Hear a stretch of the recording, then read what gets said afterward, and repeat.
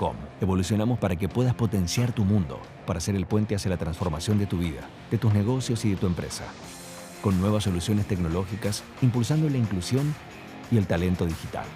Telecom. Nos unen las ganas de avanzar. Legislatura porteña. Entérate de todo lo que estamos haciendo. Ingresá a legislatura.gov.ar para saber más. Nos une la ciudad. Grupo Petersen, desde 1920, construyendo el país.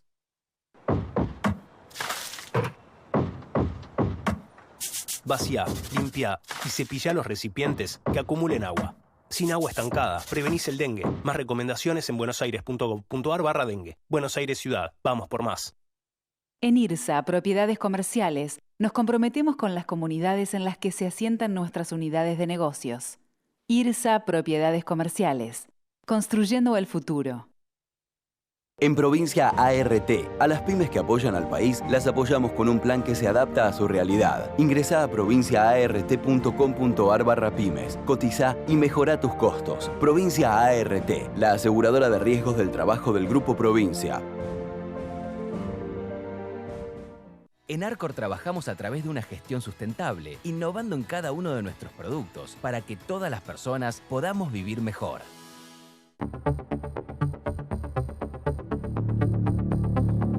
Hola, bienvenidos a esta nueva emisión del Economista TV. En el programa de hoy voy a conversar con Nicolás Max, que es director de Asset Manager, de Management de Criteria. Y con Lucas Romero, analista político de Sinopsis. Bueno, Nicolás, ¿qué impacto te produce? ¿Qué consecuencias crees que va a tener en los mercados? Bueno, el dato de inflación que conocimos recientemente, 2,7%, en el límite más bajo de lo que querían las consultoras, está el 2,7 el índice, la sube el índice de precio al consumidor, que lleva la inflación en el año a 107%. ¿Cómo crees que eso va a impactar en el mercado? ¿Cómo crees que va a ser leído? Bueno, por supuesto el primer impacto es positivo. El mercado quería de alguna manera ver un 2 adelante, eso ya es un hecho. Es muy reciente el número, va a haber que ver los detalles, pero en principio es un muy buen número. Los mercados tenían de alguna manera descontado una inflación promedio de acá hasta fin de año de 2,4%. La inflación promedio que surge del diferencial de tasa de interés de un bono ajustable por inflación y los bonos a tasa fija. Nosotros siempre decimos que los mercados se expresan a través de precios. Claro. La expresión del mercado es una inflación que debería converger a ese promedio hacia fin de año. 2,7 es un muy buen número porque claramente nos pone de alguna manera en carrera a que se cumpla esa expectativa de una inflación que se consolida ya bastante cerca del ritmo del crawling peg, ¿no? Bueno, Lucas, le pregunté a Nicolás el impacto en los mercados. ¿Cuál es el impacto político que puede tener este número, habida cuenta que el gobierno ha puesto la baja de inflación como el objetivo central de su gestión en esta etapa al menos? Sí, mira, si nos fijamos en los antecedentes, podríamos llegar a decir que se desinflan los precios y se infla el apoyo social. Porque los meses que hemos visto en nuestros registros, deterioro de los niveles de apoyo de este gobierno, fueron curiosamente esos meses en donde la inflación se estancó de vuelta en 4, ¿no? Mayo, junio, julio, agosto, donde parecía que no podía quebrar la línea de 4. Cuando retoma la senda bajista nuevamente, empezamos a ver ahora, como en nuestro caso en el último registro, una recuperación de la imagen del gobierno. Nunca estos procesos son explicados por un solo factor, pero no deja de ser un indicador muy importante y muy relevante para la dinámica del proceso político porque era la principal demanda ciudadana. Ya lo hemos mencionado muchas veces, Juan. En diciembre vos le preguntabas a la gente cuál es el principal problema que tiene por resolver este presidente y más del 50% nos decía bajar los precios, o sea, terminar con la inflación. Con lo cual, creo que ahí están arraigados lo que yo llamo el sesgo pro baja de la inflación que tiene este programa económico. Es un gobierno que estaba muy decidido a producir ese resultado para tratar de sostener los niveles de apoyo social en un contexto donde está intentando corregir otros desequilibrios, ¿no? Nicolás recién hablaba de la posibilidad de que la tasa de inflación vaya convergiendo con el crawling peg de 2%. ¿Crees que ese crawling peg se va a mantener? ¿Existe la posibilidad que, como se anticipó en algún momento, se rumoreó que podía ser más bajo? Sí, creo que debería ser el próximo paso en este sentido de seguir afianzando el proceso de desinflación. De hecho, otra vez, mirando lo que los mercados descuentan a través de las curvas de tasas en pesos o mismo el mercado de futuros de tipo de cambio, hacia el segundo semestre del año que viene, ya estamos hablando de niveles de evaluación descontada y de inflación descontada en el entorno del 1,5. Para que eso sea posible, necesariamente tiene que haber alguna desaceleración de esta inflación autogenerada por el programa. Claro, es lo que llama el gobierno la inflación inducida. Exacto, que es 2% de crawling peg y lo que Milei cita como 0,5% de inflación promedio a nivel internacional. ¿Cómo juega esta posibilidad con la continuidad o no del cepo? Porque, bueno, la permanencia del cepo hoy la definió Caputo en la conferencia que organizó Fiel, bueno, que no es una cuestión de, se necesitan condiciones, no convicciones. El gobierno tiene la convicción de salir del cepo, pero no tiene la condición necesaria como para hacerlo. Nosotros estamos pensando en una salida del cepo que no va a ser antes de las elecciones, o digamos, de definido el proceso electoral hacia el año que viene, por lo cual tenemos todavía por lo menos un año en ese sentido, un año de cepo. El cepo puede ir variando en función como vos decís, de las condiciones que se vayan dando. Se pueden ir levantando regulaciones de a poco, no hace falta salir del cepo de un día para el otro, y de la manera que el gobierno lo describe, es una salida que, digamos, no debería ser sorpresiva ni generar volatilidad en el tipo de cambio, lo cual es, digamos, en la Argentina sabemos que eso es algo sumamente peligroso y el gobierno lo quiere evitar a toda costa. Sí, es un precio, más un precio de fuerte contenido político, el dólar en Argentina siempre, ¿no? Sí. Yo ya sé quién va a ser el candidato al oficialismo el año que viene. Creo que quiere que sea la estabilidad económica. Y eso fundamentalmente arraigado en dos indicadores que son muy sensibles a la opinión pública, que son la inflación, los precios y el dólar. Yo, digamos, tengo la intuición, no por entendimiento económico, sino porque creo que el gobierno va a querer evitar de aquí al momento de la elección cualquier turbulencia. Si la salida del cepo supone algún tipo de volatilidad, aunque sea menor en el tipo de cambio que pudiera despertar alguna inquietud en la opinión pública, debo admitir que tienen incentivos políticos para patear esa decisión después de las elecciones. El interrogante es si las condiciones económicas permiten postergar esa definición hasta después de octubre. Pero mi impresión es que la competitividad está muy ajustada a eso. Este es un gobierno que no le va a poder satisfacer todas las demandas a los ciudadanos. Eventualmente, creo que ofrecerle precios a la baja y dólar quieto pudiera ser un combo bastante atractivo para un electorado que viene asustado hace tiempo en la Argentina con una inflación descontrolada y un dólar descontrolado. ¿Vos creés, Nicolás, que se va a poder mantener esa estabilidad? ¿Vamos a continuar con un sendero descendente en la tasa de inflación? Sí, yo creo que sí. Creo que el gobierno, digamos, teníamos algunas dudas, si bien siempre tuvimos como una visión constructiva y positiva, teníamos algunas dudas hasta previo al blanqueo, porque de alguna manera había un eslabón perdido ahí en cómo iba a ser el gobierno para fortalecer la posición de liquidez externa a través de la mejora en el balance del Banco Central. El éxito del blanqueo, por lo menos el éxito en el tramo que tiene que ver con el blanqueo de dinero en efectivo que entra al sistema financiero, que superó las expectativas más optimistas, vino a traer como ese eslabón perdido, esa cadena que nos debería llevar de la situación presente de escasez de dólares a una situación de una Argentina futura que por vía de vaca muerta, la minería y la siempre omnipresente soja, nos traigan una balanza comercial, digamos, superavitaria y sostenible en el tiempo, ¿no? Ahora, Nicolás, ustedes cuando en Criteria analizan el escenario financiero, económico, la variable política, teniendo en cuenta que el año que viene va a ser electoral, ¿cómo juega, cómo entra, qué preocupaciones o certezas le genera? Bueno, un poco tomando las palabras que nos trajo recién, lo que yo veo es una situación similar, o lo que nosotros vemos, mejor dicho, es una situación similar donde la estabilidad de precios después de, digamos, de años de inflación, en aquel momento fue la hiperinflación y la estabilidad de precios que trajo la convertibilidad, le dio al gobierno de turno en aquel momento al presidente Menem mucho rédito político, digamos, ¿no? Entonces, creo que si llegamos a un escenario donde los mercados tienen razón y están descontando una salida del cepo ordenada, una baja en la inflación, esa estabilidad, digamos, macroeconómica va a traer buenos réditos para el gobierno en términos electorales. Bueno, Lucas, además, en general, con excepción de el gobierno de Fernando de la Rúa y de Fernández, de Alberto Fernández, en general todos los presidentes han ganado la primera elección de renovación parlamentaria inmediatamente posterior a la presidencial, dando la sensación de que hay ciclos políticos que no se cortan tan rápido. Sí, por eso digo, me parece que el gobierno cree que si conserva esta estabilidad, con la inflación bajando, con el dólar quieto, probablemente, y además con algo que habitualmente ocurre en elecciones legislativas, ¿no? Que sobreviene cierta fragmentación en la oferta opositora. Es muy difícil en una elección legislativa que una oposición se aglomere en una sola oferta. Entonces eso le va a permitir al gobierno poder ganar la elección sin necesidad de sacar 55% de los votos como sacó. Obviamente que sería una super elección si eso ocurriese. Pero yo digo que este es un gobierno que está haciendo algo muy difícil en condiciones políticas muy poco propicias, ¿no? Muy poco propicias.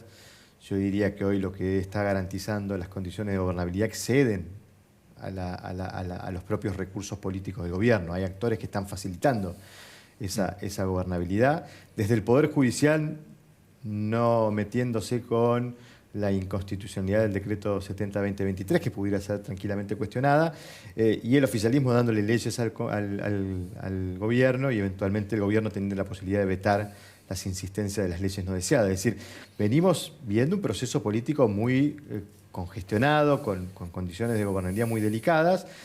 Por eso yo digo que este es un gobierno que se apalanca exclusivamente en el apoyo social, ¿no?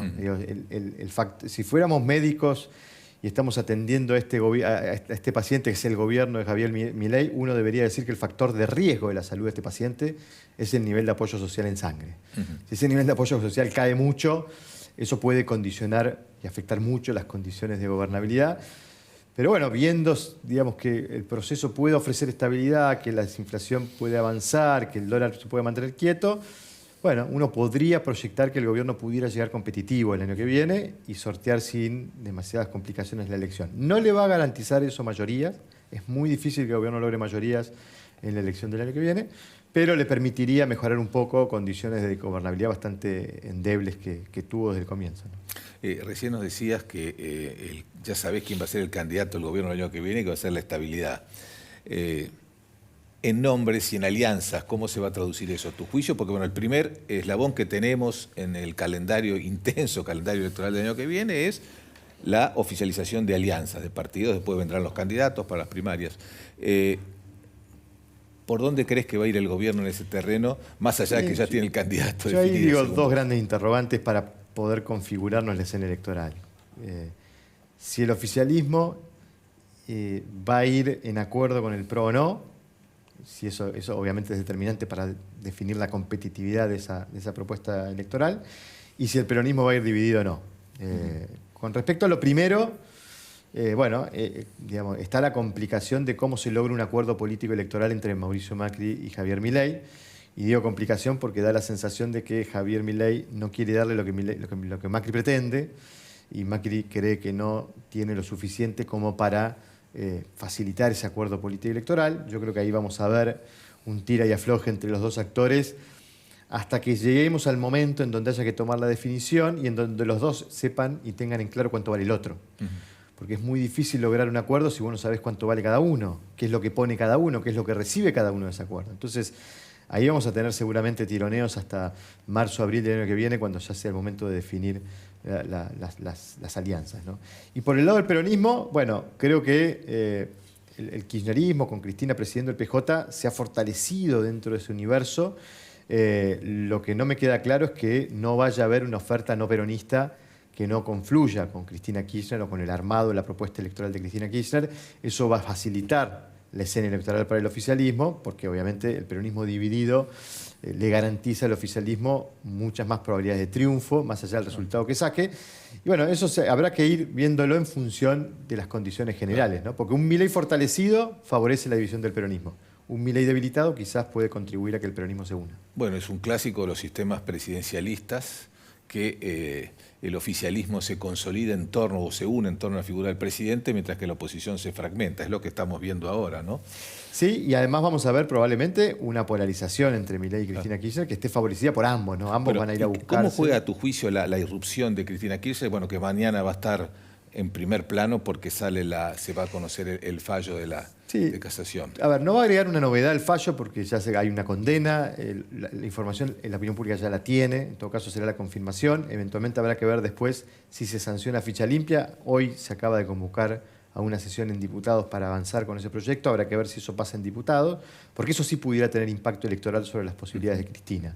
O eventualmente un fallo de la Corte, aunque descuentan la mayoría que la Corte no va a resolver, menos en un año electoral, esa situación de Cristina Kirchner, así que ahí no habría inconveniente. Yo creo que Cristina Kirchner está necesitando recomponer su liderazgo dentro del peronismo, por eso decidió ir por el partido. Creo que el hecho de que Milei la señale como la rival o la política con quien antagonizar o con quien confrontar, la ayuda a reconstruir su vínculo con un electorado que demanda que alguien represente la resistencia al gobierno de Milei.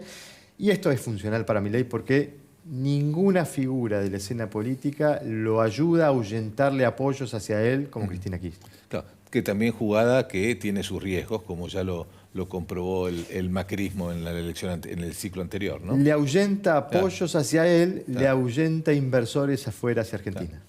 Eso es así, ¿no? Sí, es decir, el temor a un retorno, la posibilidad de que algunas figuras que los mercados no la consideran positivamente puedan volver, eso afecta y mucho. Sí, que aparezca Cristina como principal rival y creciendo en niveles de imagen, claramente, digamos, aleja las inversiones desde el punto de vista de que el inversor de afuera tiene miedo de afuera, en general los inversores, otra vez a que el péndulo, digamos, después de estos 4 años vaya para el lado contrario. Entonces, claramente es una jugada riesgosa, por lo que se acaba de describir, y también porque, digamos, siempre va a dejar ese signo de interrogación acerca de cuál es la continuidad del proceso o si volvemos hacia atrás en ese sentido, ¿no? ¿Y qué están mirando en este momento los inversores del exterior con relación a la Argentina?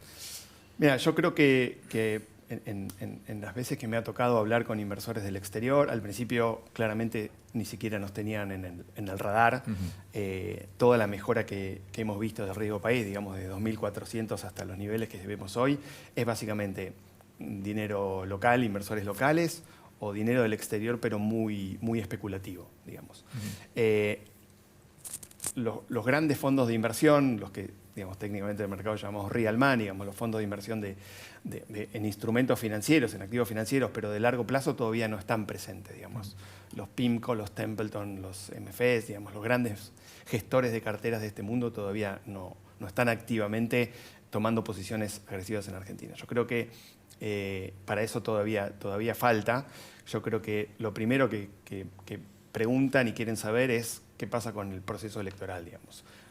Si el gobierno va a tener a partir de las elecciones de medio término una presencia legislativa más fuerte que le asegure el pasaje más rápido y de las reformas económicas, digamos, ¿no? Y que pueda consolidar este proceso. Yo creo que siempre el gran interrogante, o por ahora el gran interrogante, tiene que ver con la política y sobre todo también con la posibilidad de que Argentina acceda a los mercados financieros internacionales.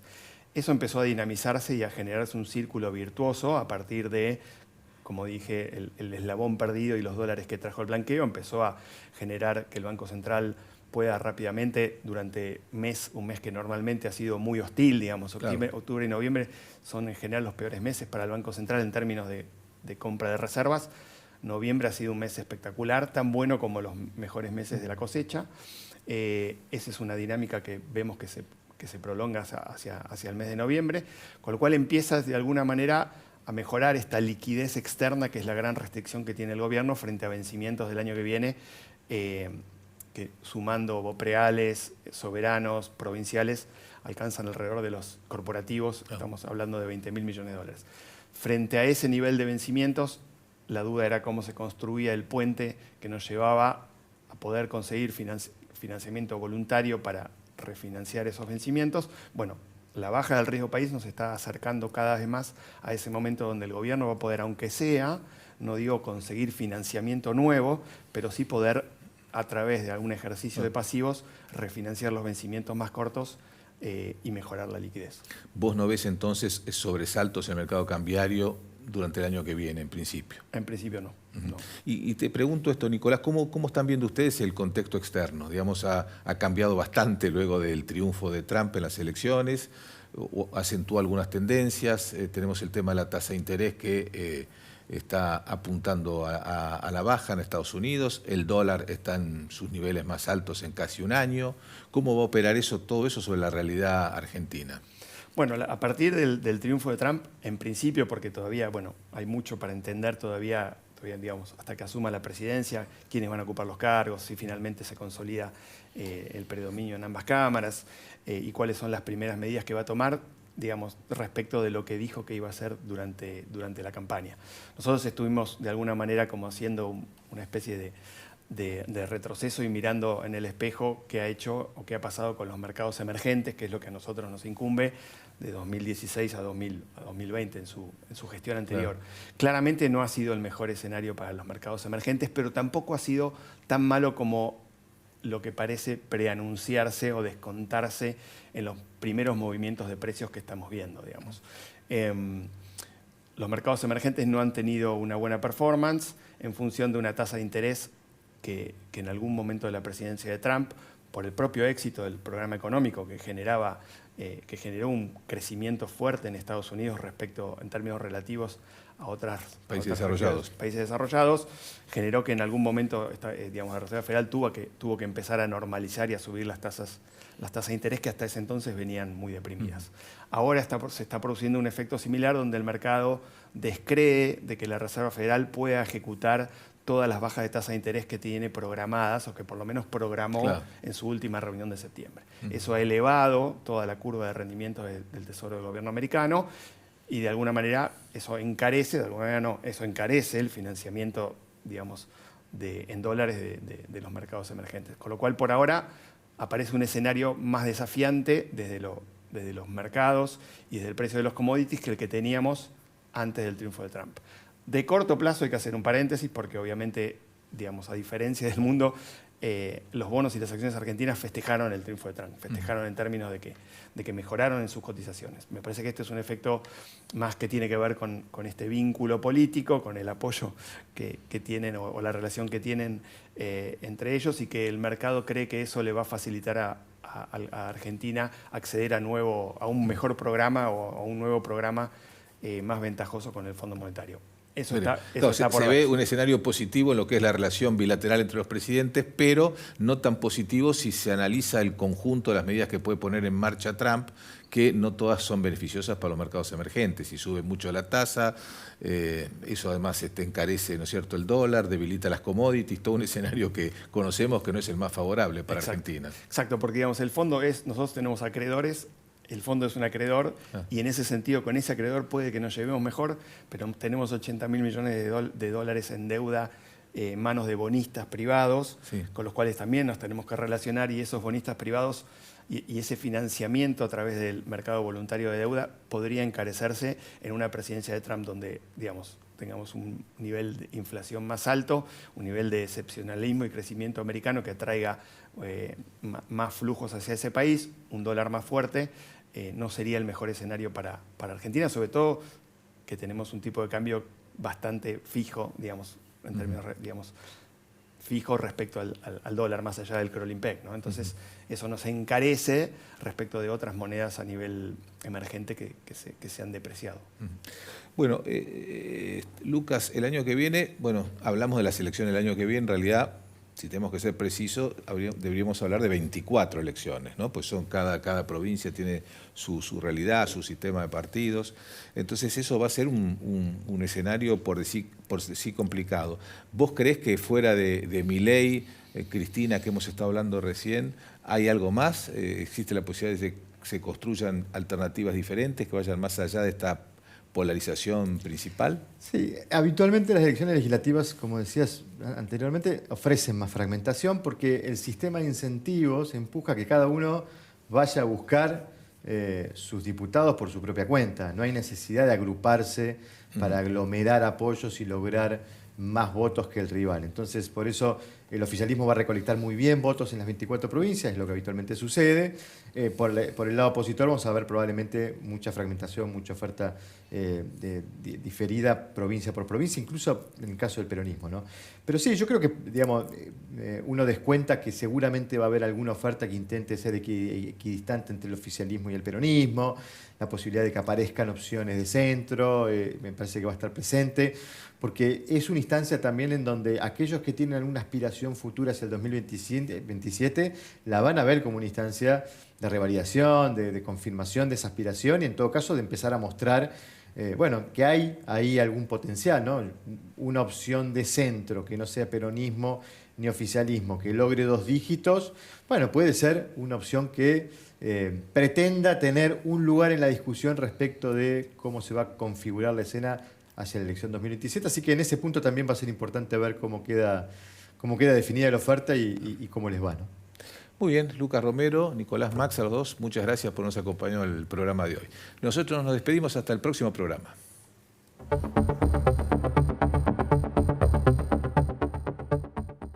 En Telecom, evolucionamos para que puedas potenciar tu mundo, para ser el puente hacia la transformación de tu vida, de tus negocios y de tu empresa. Con nuevas soluciones tecnológicas, impulsando la inclusión y el talento digital. Telecom. Nos unen las ganas de avanzar. Legislatura porteña. Entérate de todo lo que estamos haciendo. Ingresá a legislatura.gov.ar para saber más. Nos une la ciudad. Grupo Petersen, desde 1920, construyendo el país.